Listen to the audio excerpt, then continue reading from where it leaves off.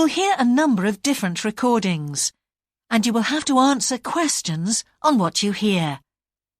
There will be time for you to read the instructions and questions, and you will have a chance to check your work. All the recordings will be played once only. The test is in 4 sections.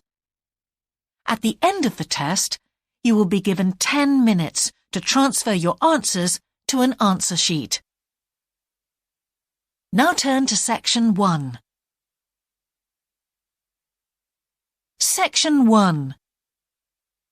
You will hear a telephone conversation between a travel company employee and a customer. First, you have some time to look at questions 1 to 5.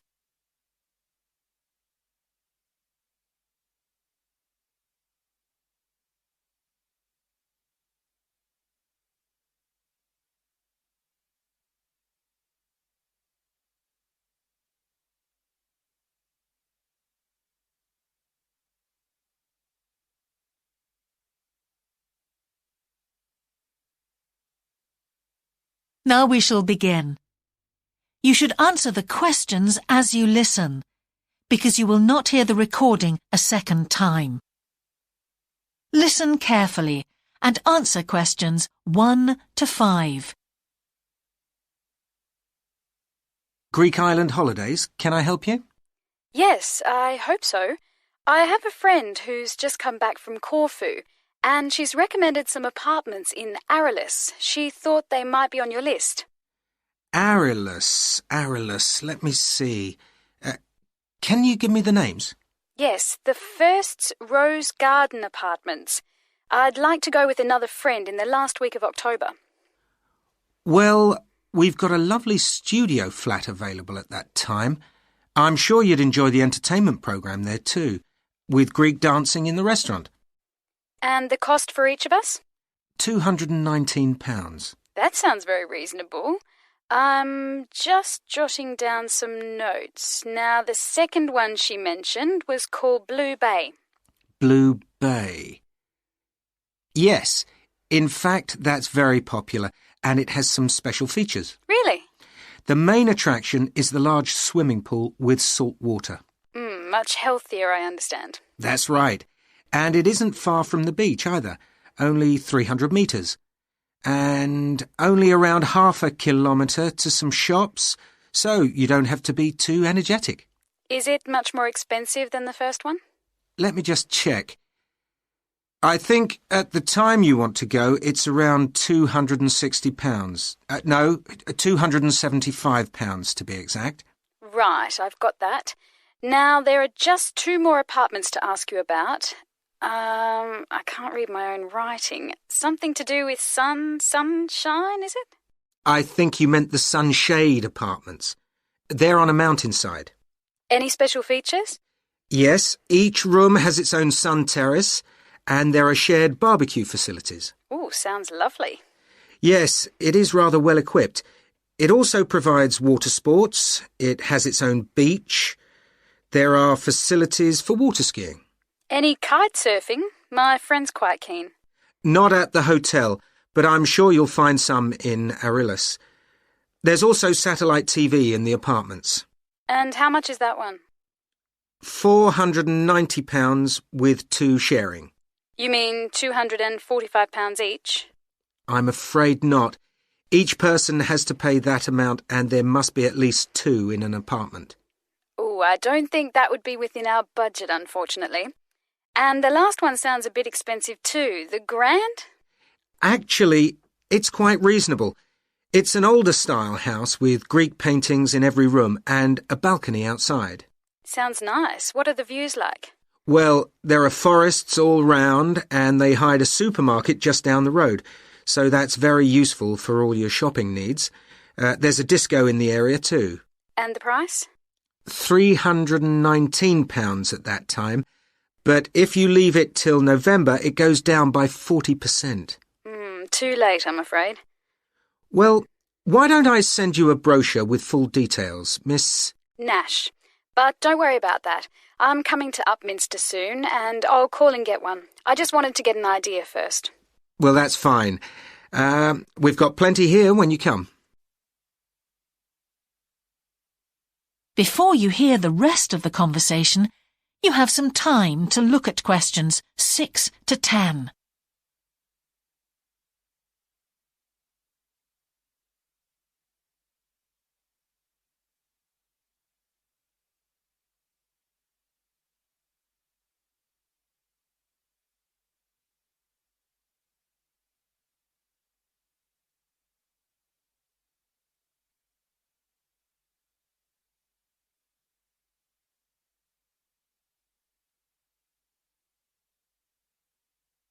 Now listen and answer questions 6 to 10. If you've got a minute, could I just check a couple of points about insurance? I got one policy through the post, but I'd like to see if yours is better. Fine. What would you like to know? Well, the one I've got has benefits and then the maximum amount you can claim. Is that like yours? Yes, that's how most of them are. Well, the first thing is cancellation. If the holiday's cancelled on the policy I've got, you can claim £8,000. We can improve on that, Miss Nash. For Greek island holidays, our maximum is £10,000. That's good. Of course, our holiday won't even cost £1,000 together. It's still sensible to have good cover. Now, if you go to hospital, we allow £600. Yes, mine's similar. And we also allow a relative to travel to your holiday resort? My policy just says their representative will help you. You can see there's another difference there. And what happens if you don't get on the plane? Nothing, as far as I can see on this form. Don't you have missed departure? No, I'll just jot that down. We pay up to £1,000 for that, depending on the reason. And we're particularly generous about loss of personal belongings, up to £3,000, but not more than £500 for a single item. Then I'd better not take my laptop. Not unless you insure it separately. OK, thanks very much for your time. You've really been helpful. Can I get back to you? Your name is... Ben Ludlow. That's Ludlow. I'm the assistant manager here. I'll give you my number. It's 081 260 543 216. But didn't I phone 081 260 567 294? That's what I've got on the paper. That's the main switchboard. I've given you my direct line. Right. Thank you very much for your time. That is the end of section 1. You now have half a minute to check your answers.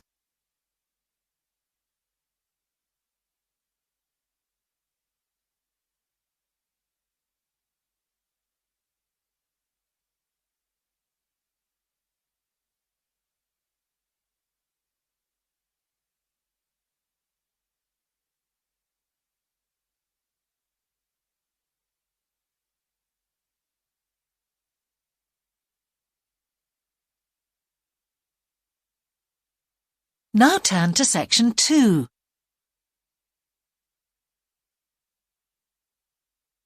Section 2. You will hear a talk on local radio about a children's theme park. First, you have some time to look at questions 11 to 13.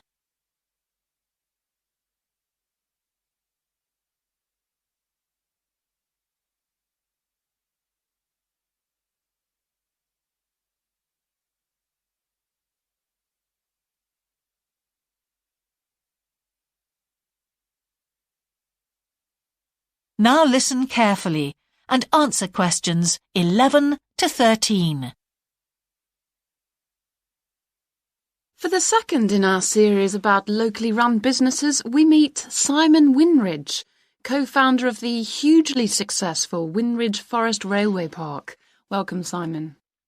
Now, perhaps you can begin by telling us a little bit about how it all started. Well, during the 1970s, my wife Liz and I had just acquired 80 acres of sheep farming land, and we decided to settle down and have children. Pretty soon we had a daughter, Sarah, and a son, Duncan. The place was wonderful for the kids. They particularly loved trains and gradually built up an enormous network of miniature railway track.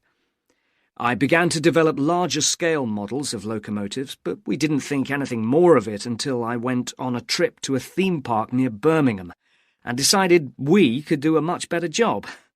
So we set up a small one ourselves, based on the miniature railway, and we opened to the public for just a month that year, 1984, in July, our driest month, because our children said they didn't want our guests to have a miserable wet visit.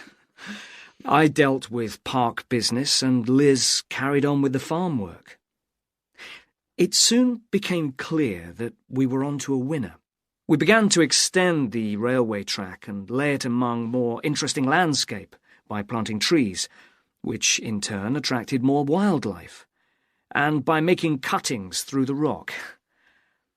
Nowadays, we're open all year round, and we're pleased to say that Wimridge is one of the most popular visitor attractions in the area, with 50,000 visitors a year.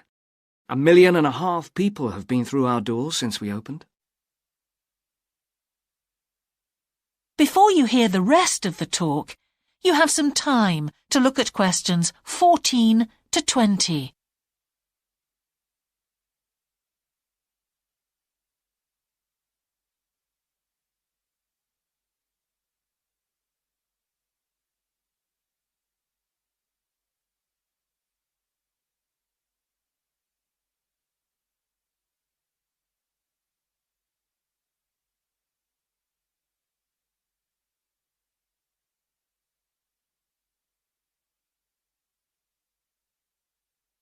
Now listen and answer questions 14 to 20.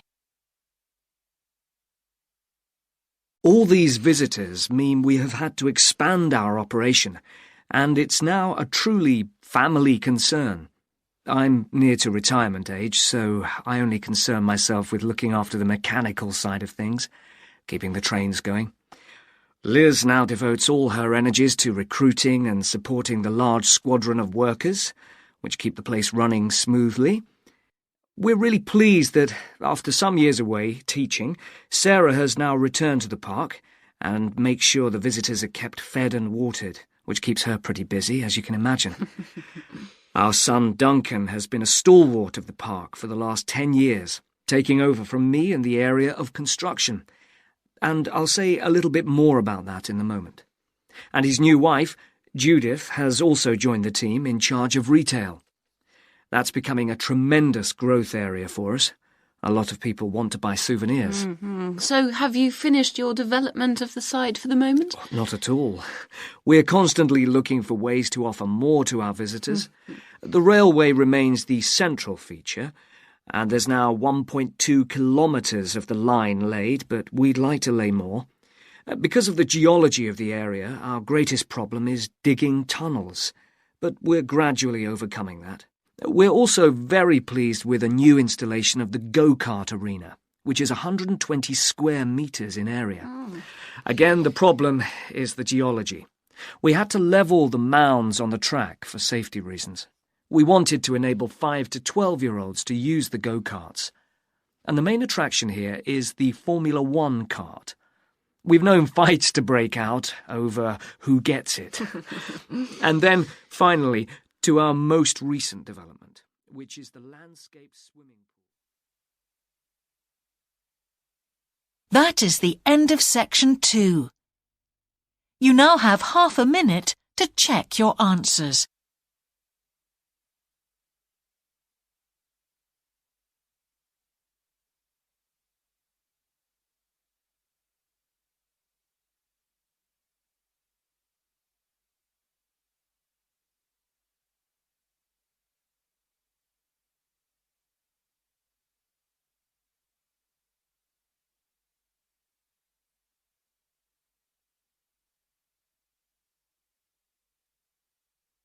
Now turn to section 3.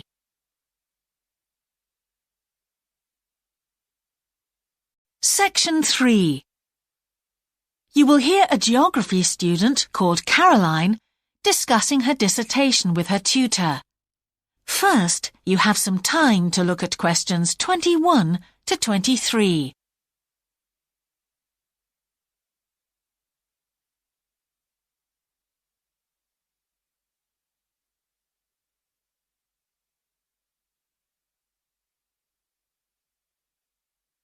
Now listen carefully and answer questions 21 to 23. Ah, Caroline. Come on in, sit down. Thanks. So how's the dissertation planning going? Well, Dr. Shulman, I'm still having a lot of trouble deciding on a title. Well, that's perfectly normal at this stage. And this is what your tutorials will help you to do. Right. What we'll do is jot down some points that might help you in your decision. First of all, you have chosen your general topic area, haven't you? Yes, it's the fishing industry. Oh, yes, that was one of the areas you mentioned. Now, what aspects of the course are you good at? Well, I think I'm coping well with statistics, and I'm never bored by it. Good. Anything else? Well, I found computer modelling fascinating. I have no problem following what's being taught, whereas quite a few of my classmates find it difficult. Well, that's very good. Do you think these might be areas you could bring into your dissertation? Oh, yes, if possible. It's just that I'm having difficulty thinking how I can do that. You see, I feel I don't have sufficient background information. I see. Well, do you take notes? I'm very weak at note-taking. My teachers always used to say that. Well, I think you really need to work on these weaknesses before you go any further. What do you suggest? Before you hear the rest of the tutorial, you have some time to look at questions 24 to 30.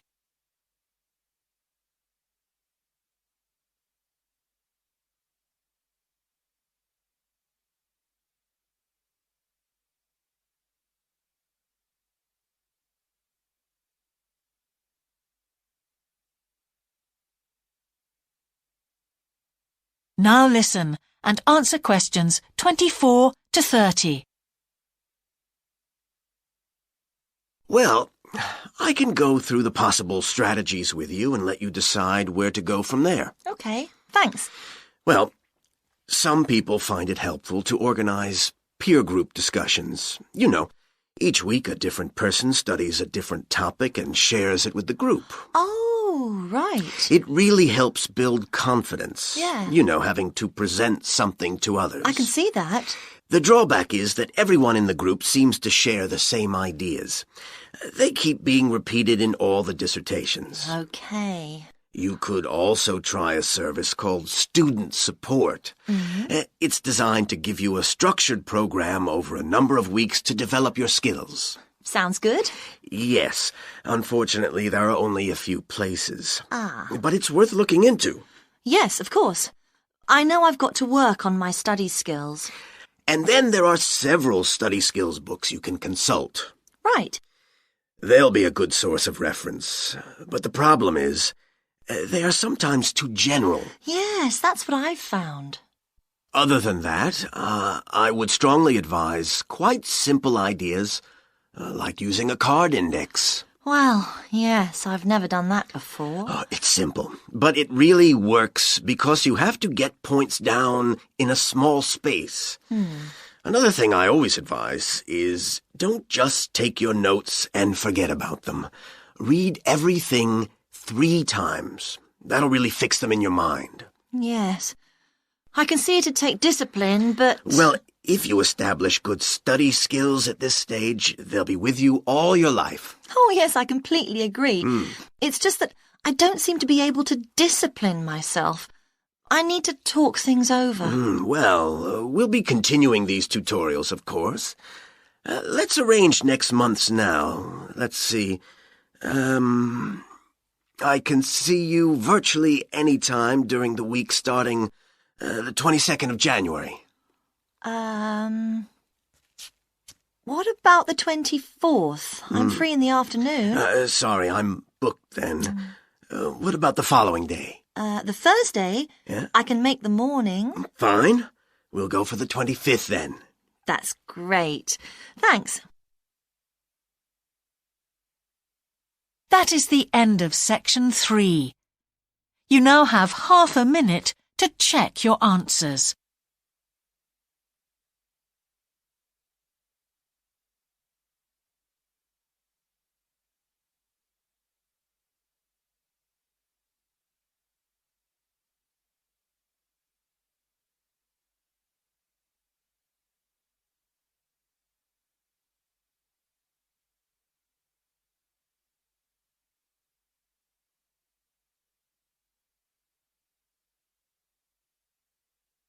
Now turn to section 4.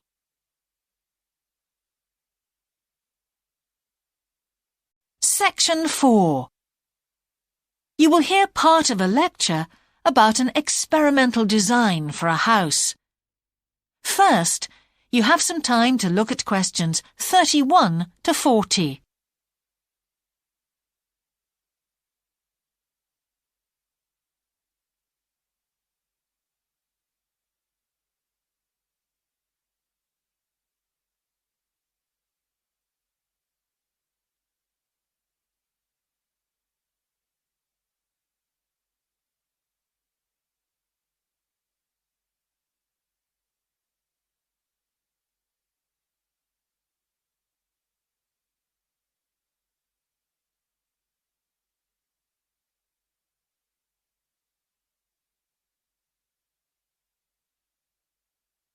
Now listen carefully and answer questions 31 to 40.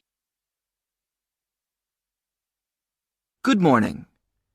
In the last few lectures, I've been talking about the history of domestic building construction.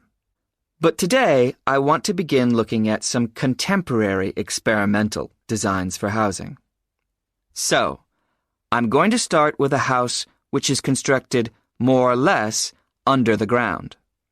And one of the interesting things about this project is that the owners, both professionals but not architects, wanted to be closely involved, so they decided to manage the project themselves. Their chief aim was to create somewhere that was as environmentally friendly as possible. But at the same time, they wanted to live somewhere peaceful.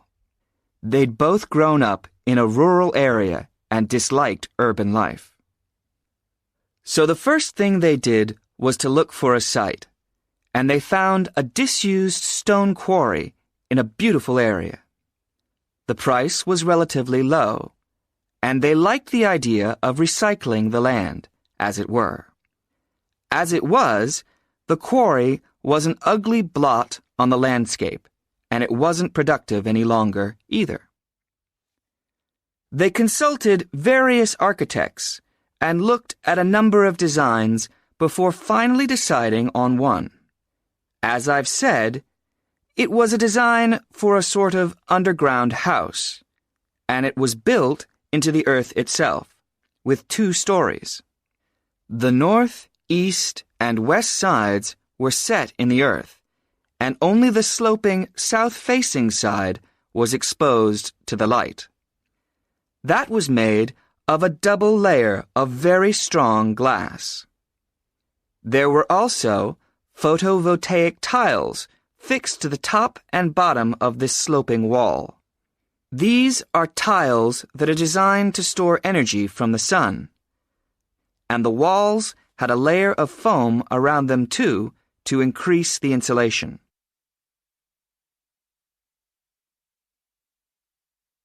Now, what is of interest to us about this project is the features which make the building energy efficient. Sunlight floods in through the glass wall, and to maximize it, there are lots of mirrors and windows inside the house. That helps to spread the light around. So that's the first thing.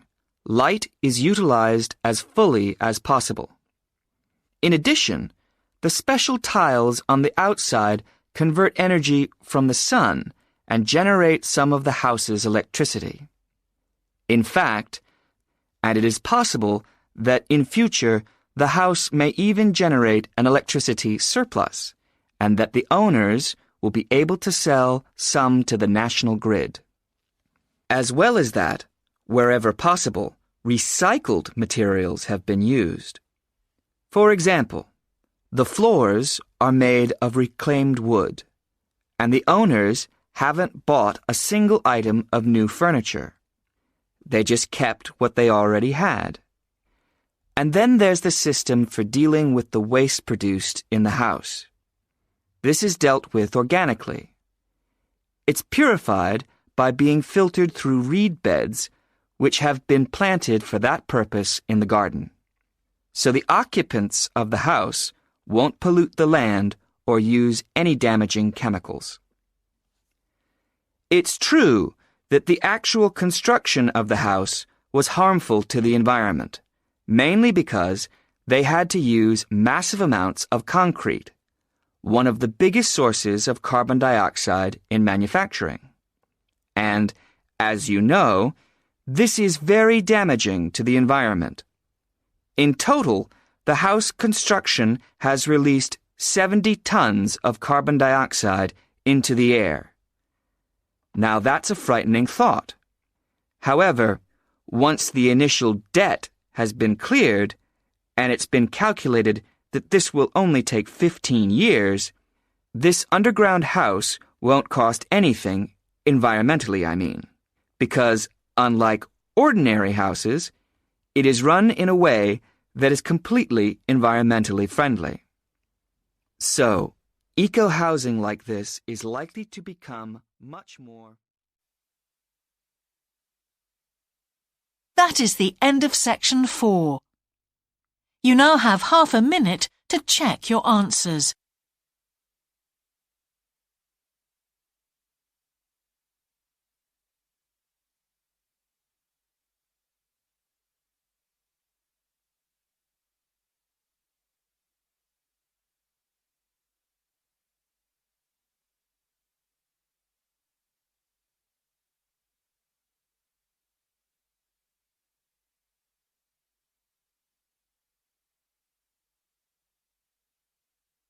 That is the end of the listening test. In the IELTS test, you would now have 10 minutes to transfer your answers to the answer sheet.